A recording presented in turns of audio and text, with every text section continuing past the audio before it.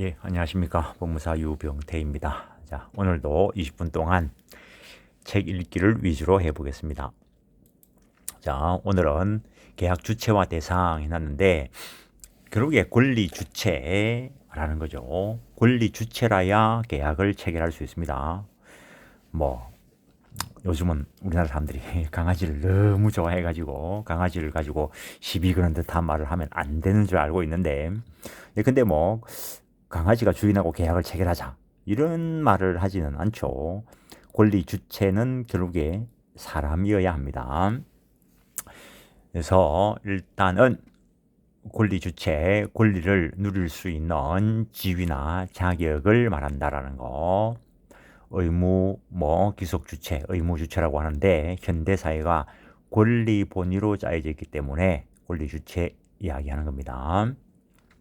일단 권리 주체 사람에는 자연인도 있고 법인도 있다는 거. 자연인은 자연적으로 태어나서 사망할 때까지 권리를 누릴 수 있고, 법인이라는 것은 법에 의해서 인격 사람으로 다루어지는 것을 말하는데 거기에 재단법인과 사단법인이 있다는 겁니다.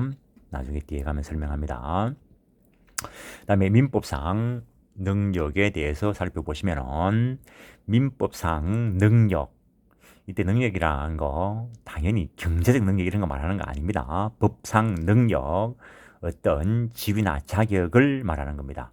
이걸 세부적으로 들어가면은 권리 능력, 의사 능력, 행위 능력 또는 불법 행위 능력 이렇게 나눌 수 있는데, 권리 능력이다라고 하는 것은 권리를 누릴 수 있는 지위나 자격을 말한다는 것. 거기에 사람, 자연인과 법인이 있는데, 법 교과서에서 사람 할 때 그것이 경우에 따라서 자연인과 법인을 다 말하기도 하고, 경우에 따라서는 자연인만을 지칭하기도 합니다. 그래서 민법 교과서가 옛날부터 어려웠던 이유가 똑같은 말을 써놓고, 예컨대 조금 전에 말씀드렸다시피 사람 해놨는데 거기에 어떤 경우에는 자연인만 말하고, 똑같은 사람 해놨는데 어떤 경우에는 법인까지도 포함시키고, 또 경우에 따라서 어떤 경우에 사람 해놨는데 태아도 사람으로 봐야 되는 그런 경우도 있고, 그래서 똑같은 글을 써놨는데 그 상황에 맞게 해석을 해야 되기 때문에 상당히 어려웠다는 겁니다. 앞에 시간에도 말했다시피 국어만 읽어가지고 되는 게 아니라는 거죠. 일단 원칙적으로는 사람은 태어나서 사망할 때까지 권리 능력을 누리는데, 태아의 경우에는 일정한 경우에 사람으로 다루어질 수 있다. 그 정도. 물론 그걸 어느 때로 볼 것인가에 대해서는 또 뒤에 가면은 견해 대립이 있습니다. 권리를 누릴 수 있는 지위나 자격을 권리 능력이라 한다. 의사 능력이라는 것은 자신 행위의 의미를 파악할 수 있는 능력을 말한다. 그 정도. 자신 행위의 의미를 파악할 수 있는 능력, 그것을 의사 능력이라 한다. 그 다음에 행위 능력이라는 것은 단독으로 유효한 법률 행위를 할 수 있는 지위나 자격을 말한다. 법률 행위라는 용어가 나오는데, 일반적으로 민법 교과서에 나오는 법률 행위를 계약으로 바꿔서도 99%는 옳은 말입니다. 저 앞에서도 말씀드린 적이 있지만, 법률 행위 하면은 거기에 계약만 있는 것은 아니고 계약 외에 단독 행위다라고 하는 것도 있고 합동 행위다라고 하는 것도 있습니다. 어쨌든 단독으로 유효한 법률 행위를 할 수 있는 지위나 자격을 행위 능력이라 한다. 그 정도 개념을 하시고, 일정한 경우에 그 행위 능력이 제한되는 수가 있다는 것, 그것도 뒤에서 이야기합니다. 불법 행위 능력 또는 이걸 책임 능력이다라고 이야기하는데, 어떤 행위에 대해서 책임을 질 수 있는 능력을 말한다. 이건 불법 행위와 관련된 능력입니다. 이러한 능력에 관한 것은 강행 규정이다라는 거. 그래서 법 조문에 규정되어 있는 능력에 관한 것이 강행 규정이기 때문에 합의로 이런 권리 능력 포기, 합의로 제한 이런 것들은 허용되지 않는다는 건, 강행법규다라고 하는 것, 강행규정이다라고 하는 것은 당사자 의사에 의해서 배제시킬 수 없는 규정을 말하고, 그 배제시킬 수 없는 규정에는 사회상규와 관계 있는 규정도 있고 사회상규와 관계 없는 규정도 있다는 거. 또 이래 이야기하는데 사회상규가 뭡니까? 이래 물으면은 참 난감합니다. 뭐 선량한 뭐 보편관념을 말한다. 선량한 도덕관념을 말한다. 또 그게 뭔데? 일단 그 정도 하고 넘어갑니다. 민법상 능력에 관해서 표를 살짝 정리해 놓은 겁니다. 권리 능력에 관해서는 일단 법상 규정이 있는데 의사 능력이다라고 하는 거, 자신의 행위의 의미를 파악할 수 있는 능력이라 했는데 일단 규정이 없습니다. 그때 상황에 따라서 해결해야 된다는 거. 그다음에 행위 능력, 단독으로 유효한 행위를 할 수 있는 지위나 자격을 행위 능력이다라고 하고, 그것이 제한되는 자, 그게 미성년자, 그다음에 뭐 피성년 후견인, 피한정 후견인, 경우에 따라서 피특정 후견인이 있는데 세부적으로 살펴봐야 됩니다. 그다음에 권리 능력과 관련돼서 권리 능력이 언제 시작되는가? 언제 시작되는가? 태어날 때 시작한다는 거죠. 그럼 언제 끝나는가? 종기 언제 끝나는가? 죽을 때 끝나는 거죠. 시기, 질투 그런 거 말하는 거 아니죠. 시작하는가? 언제 시작하는가? 태어날 때 시작한다. 그럼 언제 태어난 건데? 뭐 좀 저속한 표현인지 모르겠지만 뭐 모체로부터 발가락만 보일 때, 뭐 손가락만 보일 때, 뭐 전부가 노출되었을 때, 일단 민법상 통설은 전부 노출설입니다.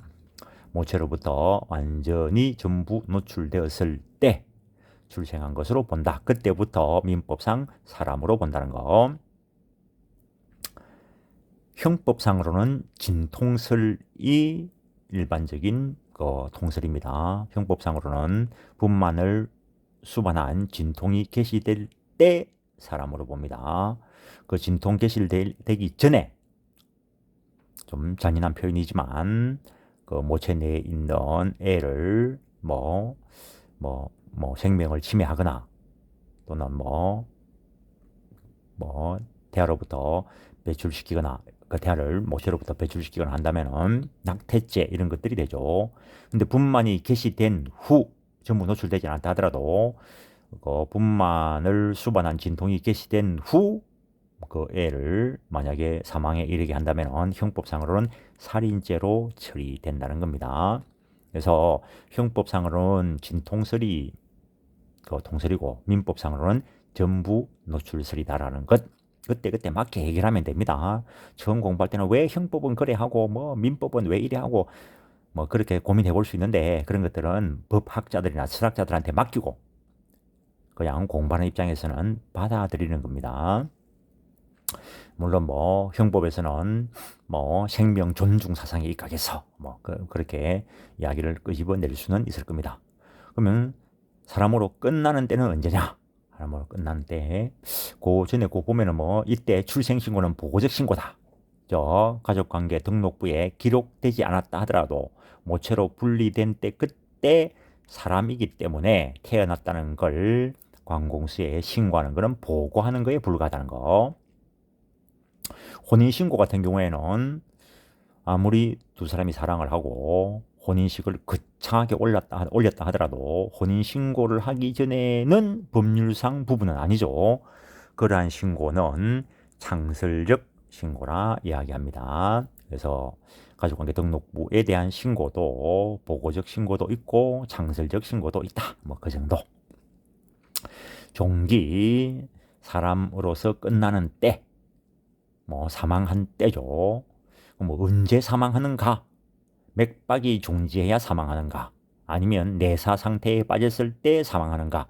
거기에 대해서도 논의가 있지만 일단은 맥박 중지설에 따라서 사망 시기를 정합니다. 장기 등 이승에 관한 법률에 의해서 내사 판정을 받을 때에 일정한 요건 하에 장기를 적출할 수 있는 요건을 준 것이지 내사를 사망으로 보는 것은 아닙니다. 그 다음에 곧 생명체로, 사람으로 태어날 생명체, 뭐 엄마 뱃속에 있는 애를 태아라고 이야기하는데, 이 태아에 대해서 전혀 보호하지 않는다면은 뭐 인격 보호적 뭐 차원에서 옳지 않겠죠. 곧 몇 달만 있으면, 며칠만 있으면 사람이 될 것인데, 그래서 태아인 동안에 어떻게 보호할 것인가에 대해서 자연인과 마찬가지로 뭐 보호해줘야 된다는 일반적 보호주의, 특정한 뭐 것에 대해서 보호 규정을 주는 그 개별적 보호주의가 있는데, 우리나라는 개별적 보호주의를 취하고 있습니다. 그래서 우리 민법상 개별적 보호주의에 따라서 태아에게 일정한 그 권리 능력이 인정되는 경우 불법 행위로 인한 손해배상 청구권이 인정됩니다. 불법 행위로 인한 손해배상 청구권이 인정되는 것이지 채무 불이행으로 인한 손해배상 청구권은 인정 안 해줍니다. 그 다음에 상속받을 수 있는 지위, 권리 능력을 가질 수 있고, 그 다음에 대를 넘어서는 뭐 상속, 그냥 간단하게 대습 상속 받을 수 있고, 인지의 대상은 됩니다. 엄마 뱃속에 있는 태아를 뭐 실부가 인지할 수 있습니다. 그러나 태아 쪽에서 실부에 대해서, 실제 부모 그 아버지에 대해서 인지 청구할 수는 없다라는 거. 유정을 받을 수도 있고 유류분권도 있습니다. 인정되지 않는 거 한번 살짝 써놓은 것이고, 사인정려는 계약입니다. 계약. 그래서 태아가 계약을 체결할 수는 없겠죠. 뭐 그 정도.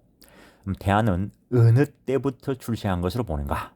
여기에 학설이 있는데, 정지조건설 저 뒤에 가면은 정지조건이라는 걸 배울 건데, 거기에 있는 용어를 차용해 왔지만은 거기서 말하는 정지조건하고는 약간의 또 차이가 있습니다. 어쨌든 여기서 말하는 정지조건설은 태아인 동안에 권리 발생 취득이 정지되어 있다가 살아서 태어나면은 소급해서 보호해 준다는 거. 그래서 이걸 인격 소급설이다 이렇게 부르기도 합니다.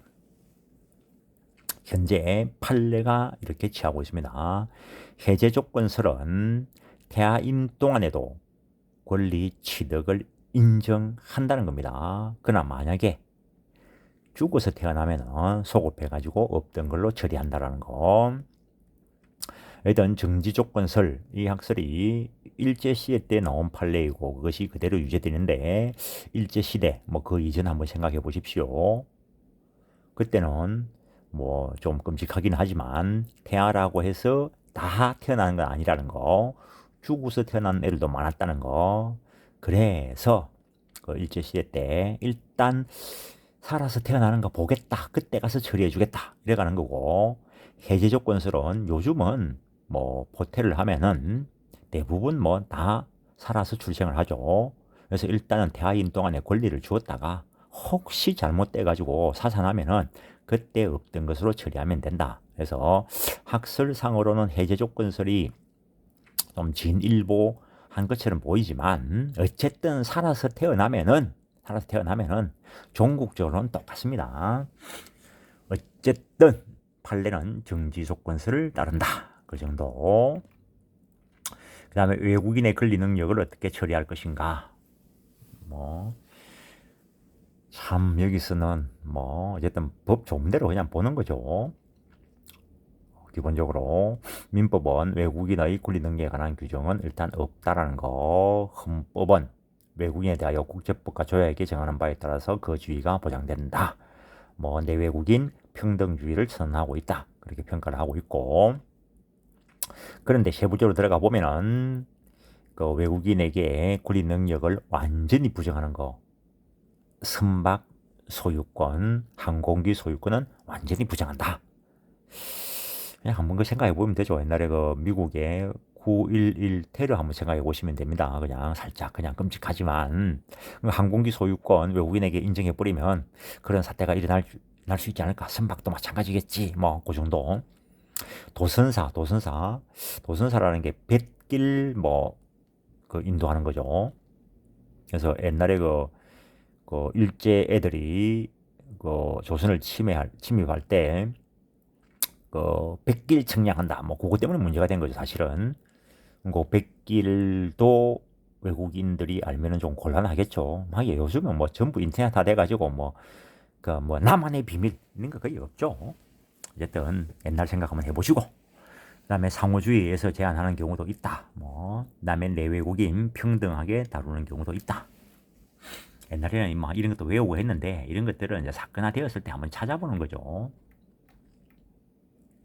그다음에 행위능력, 단독으로 유의한 행위를 할 수 있는 지위나 자격을 행위능력이다라고 이야기하는데, 이거는 소극적으로 규정을 하고 있다 이렇게 표현을 합니다. 왜냐하면 제한 능력자를 규정을 두고 거기에 해당하지 않는 자가 완전한 행위 능력자가 되겠죠. 일단은 행위 능력이 제한되는 자로서 미성년자, 19세에 달하지 아니한 미성년자가 있고, 그 다음에 비성년 후견인이 있고, 그 다음에 원칙적으로 행위 능력자이지만 제한될 수 있는 비한정 후견인이 있고, 그 다음에 비특정 후견인은 원칙적으로 행위 능력자입니다. 특정한 부분에 대해서 일시적으로 후견인을 두는 것을 비특정 후견인이다라고 이야기를 합니다. 어쨌든 제한 능력자 제도가 왜 필요하냐? 앞에서 의사 능력이라는 것은 자신의 행위의 의미를 파악할 수 있는 능력을 의사 능력이라 한다라고 이야기했습니다. 근데 의사 능력, 천재 소년 같은 경우에는 뭐 3살이어도 의미를 다 파악할 수 있을지 모르겠고, 뭐 또 우매한 사람은 모르죠. 나이가 몇 살까지도 또 우매할 수도 있는데, 그래서 의사 능력이라는 것은 천차만별이라는 겁니다. 근데 그 천차만별의 법률 관계를 맡기면은 법적 안정성이 저해될 우려가 있기 때문에 법률 관계를 어느 정도 객관적으로 획일화시킬 필요가 있기 때문에 제한 능력자 제도를 두게 된 것이다 라고 이야기할 수 있습니다. 이걸 만약에 획일화 시켜주지 않았다면 의사 능력 여부에 따라서 의사 능력 없는 자의 행위는 무효로 한다라고 이야기하는데, 그 사람 얼굴만 봐가지고 저 사람이 의사 능력이 있는지 없는지를 어떻게 판단하겠어요? 그래서 획일적인 객관적 증거, 예컨대 연령이라든가 비성년 후견 개시 심판을 받았다든지 비한정 후견 개시 심판을 받았다든지 이런 것들에 의해서 확인할 수 있도록 해놨다는 겁니다. 거래를 하면서 좀 이상해 보인다면은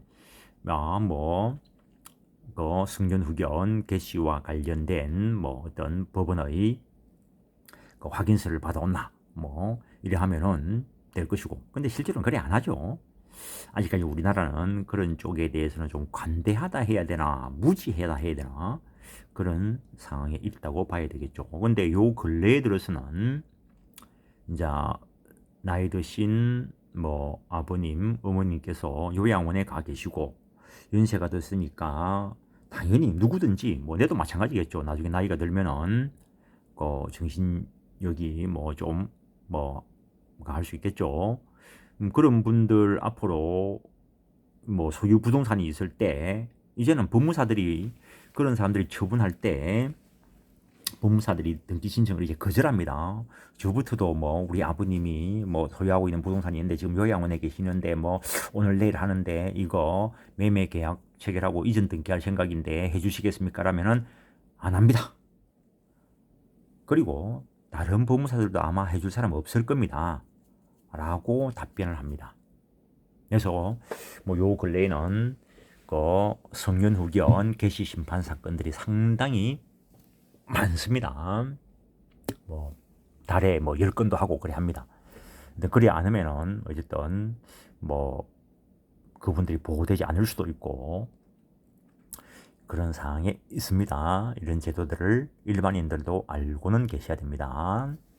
일단 제한 능력 제도라는 것을 둠으로써 법률 관계를 획일적으로 하여 거래 안전을 보호하고자 한다.